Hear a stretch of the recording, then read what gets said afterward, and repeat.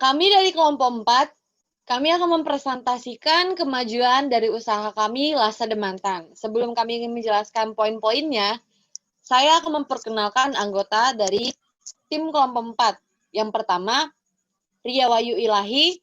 Yang kedua, Cindy Apriliana. Yang ketiga, Dita Monika Kristi. Dan yang keempat, Fitri Ramadhani Putri. Berikut adalah komponen-komponen usaha yang akan kami jelaskan. Yang pertama, nama ide usaha. Yang kedua, perumusan sasaran pelanggan. Yang ketiga, strategi pemesanan platform pemesanan. Yang keempat, metode pengiriman produk. Yang kelima, manajemen sumber daya bisnis. Dan yang keenam, aspek keuangan dan kelayakan usaha. Dari gambar berikut, sudah terlihat jelas bahwa usaha kami merupakan salad dan mangga ketan, sehingga kami meningkatnya menjadi Lasa Demantan. Mengapa kami memilih usaha tersebut? Karena kami ingin membuat suatu produk yang harganya terjangkau di semua kalangan masyarakat, dan yang paling penting memiliki manfaat bagi kesehatan tubuh. Berikutnya. Adapun di sini tentang perumusan sasaran pelanggan, yaitu ada 4. Yang pertama, penentuan area atau wilayah yang menjadi target. Yang kedua, identifikasi kesulitan dalam mendapatkan informasi tentang produk oleh calon pelanggan. Yang ketiga, strategi media untuk membuat calon pelanggan mengetahui produk yang ditawarkan. Dan yang terakhir yaitu strategi cara untuk membuat calon pelanggan tertarik untuk membeli produk. Maksud dari yang pertama yaitu produk yang dijual merupakan makanan yang tidak dapat bertahan lama, sehingga target penjualannya hanya di wilayah Kota Batam. Dikarenakan owner dapat mengantar langsung dengan waktu yang cepat kepada customer. Maksud yang kedua yaitu informasi tentang produk ini saat ini dapat diperoleh melalui IG, Instagram Lasa Demantan. Kesulitan bagi calon pelanggan yaitu apabila beberapa masyarakat di Kota Batam yang masih belum memiliki Instagram sehingga tidak dapat memperoleh informasi tersebut. Yang ketiga yaitu media yang dipakai untuk menawarkan atau mempromosikan produk Lasa Demantan yaitu melalui sosial media seperti Instagram, Twitter, TikTok, dan Facebook. Jikalau usahanya makin berkembang, maka akan dibuat website resminya. Dan yang terakhir yaitu untuk membuat calon pelanggan tertarik, yaitu mengadakan diskon, free ongkir pada area atau wilayah tertentu di Kota Batam, tampilan produk yang menarik, dan ada sistem pemilihan buah yang disukai pada salad yang diorder. Selanjutnya, di sini ada strategi pemasaran platform pemesanan. Platform yang pertama yaitu melalui GoFood, dan platform yang kedua yaitu melalui GrabFood. Adapun strategi tersebut dibagi menjadi 3. Yang pertama yaitu cepat. Dengan bekerjasama menggunakan dua platform tersebut, pemesanan produk Lasa Demantan lebih cepat diantar ke calon pelanggan. Strategi yang kedua yaitu akurat. Dua platform tersebut merupakan platform yang sudah banyak dikenal dan digunakan oleh masyarakat di Indonesia, terutama di wilayah Batam. Jika produk Lasa Demantan dapat diorder melalui aplikasi platform tersebut, maka informasi yang disampaikan mengenai produk akan tepat dan benar. Dan strategi yang terakhir yaitu murah. Salah satu keuntungan menggunakan platform tersebut, terdapat promosi dari penyedia platform, bisa dalam bentuk potongan harga atau pilihan paket-paket makanan. Cara ini memudahkan calon pelanggan lebih berhemat. Selanjutnya, di sini ada metode delivery atau pengiriman produk. Di order melalui Instagram. Pada tahap awal, sistem delivery melalui Instagram. Jika nanti usahanya sudah berkembang pesat dan sudah bekerja sama dengan dua platform tersebut yang ditargetkan, maka dapat langsung diorder melalui aplikasi platform tersebut. Sistem pengirimannya seperti langkah-langkah di samping. Yang pertama, pelanggan melakukan order produk yang diinginkan melalui Instagram Lasa Demantan, kemudian memberitahu alamat pelanggan. Langkah yang kedua yaitu pesanan pelanggan akan diantar ke tempat tujuan jika daerah Batam Basam Center, Bengkong, dan sekitarnya akan mendapatkan free ongkir. Dan yang terakhir yaitu pembayaran dapat ditransfer ke nomor rekening yang diberitahu atau dapat membayar secara langsung kepada driver.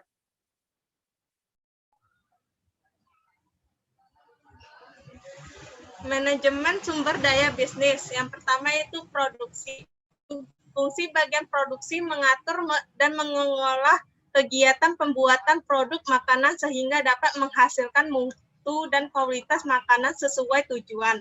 Tanggung jawab bagian produksi yang pertama itu melakukan pemilihan dan pembelian bahan makanan yang dapat membuat cita rasa makanan yang nikmat. Mengolah resep makanan dan memikirkan tampilan makanan sehingga terlihat menarik. Menentukan standar kontrol kualitas, mengkoordinir perbaikan dan memelihara produk. Job desk Ria Wahyu Ilahi sebagai produksi salad buah dan Cindy Apriana sebagai produksi mangga ketan. Yang kedua itu marketing. Fungsi bagian marketing melakukan pemasaran produk dengan menentukan tempat penjualan dan media produksi. Tanggung jawab dari bagian marketing yang pertama itu melaksanakan rancangan-rancangan dalam pemasaran dan promosi, membuat, menyusun, merumuskan, menetapkan, mengarahkan dan memberi kebijakan atau keputusan terhadap pengembangan penjualan produk, memastikan dan mengawasi sarana dan prasarana perpasaran, penjualan dan promosi sesuai dengan sasaran strategi. Yang terakhir, mengetahui tren terkini sehingga dapat memahami bagaimana pemasaran produk. Job desk dari marketing dipegang oleh Dita Modika Christine. Funnel. Fungsi bagian funnel mengatur segala urusan keuangan terhadap segala aktivitas keuangan seperti pengelola penerimaan, transaksi, pencatatan harga produk untuk menghasilkan offset.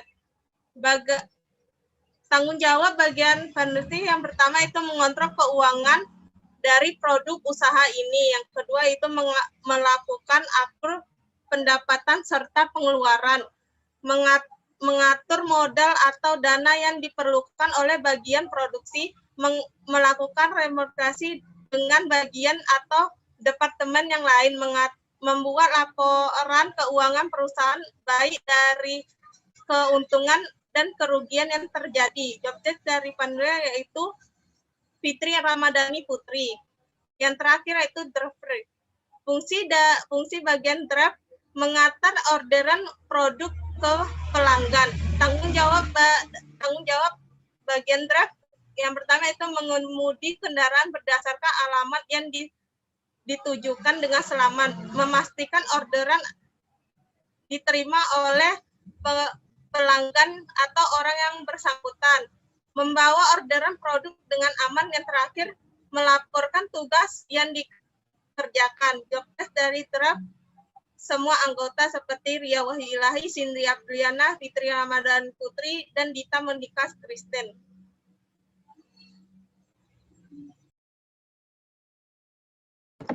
Selanjutnya yaitu OKR setiap divisi atau departemen.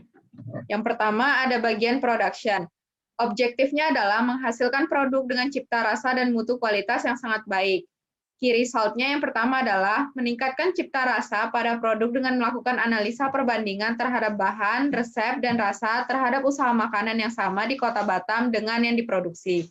2. Menciptakan mutu kualitas pada produksi dengan mengurangi kesalahan produksi sebesar 20%.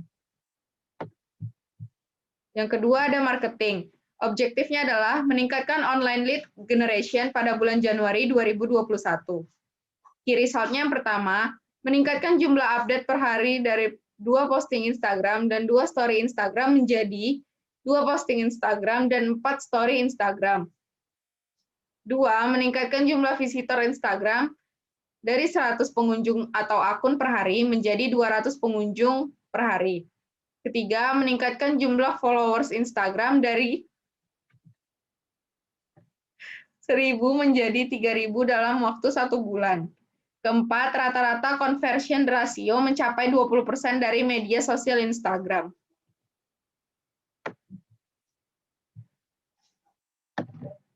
Selanjutnya ada finance. Objektifnya adalah mengatur penganggaran dan perencanaan keuangan. Sedangkan key result-nya, yang pertama adalah membuat laporan keuangan secara rutin. Kedua, memanajemen pendapatan dan pengeluaran usaha. Yang ketiga, mengurangi anggaran yang bersifat tidak rasional. Yang keempat, membuat kebijakan mengenai kepuasan penggunaan anggaran mencapai tingkat 80%.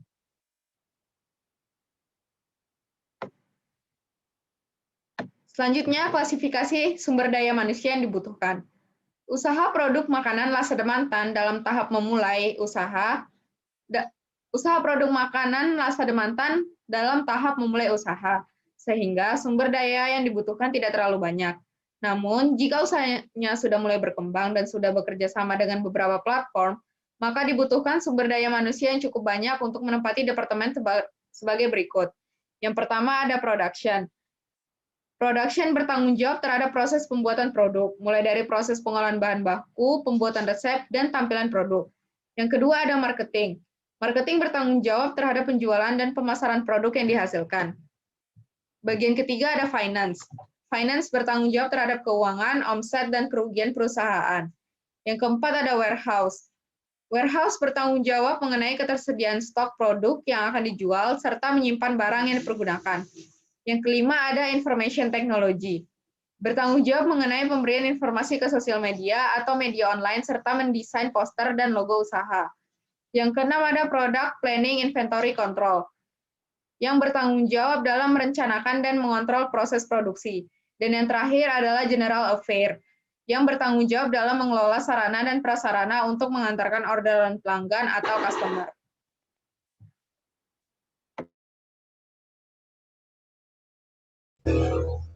Manajemen sumber daya bisnis, harga peralatan dan bahan yang diperlukan untuk memproduksi produk Lasa Demantan.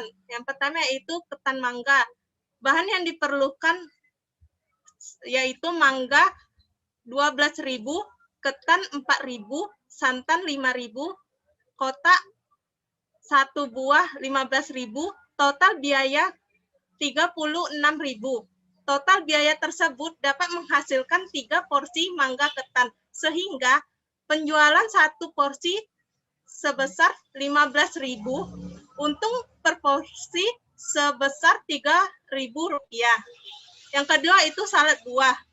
Bahan yang diperlukan buah 5 biji 20.000, yogurt 9.000, mayones 8.000, susu 3.000, keju 5.000, kotak 1 buah 25.000. Total biaya semuanya 70.000.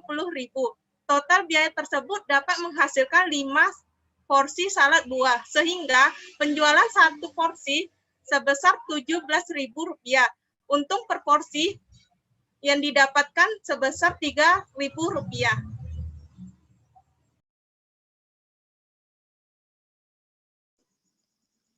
Berikut adalah video bisnis launching dari usaha kami.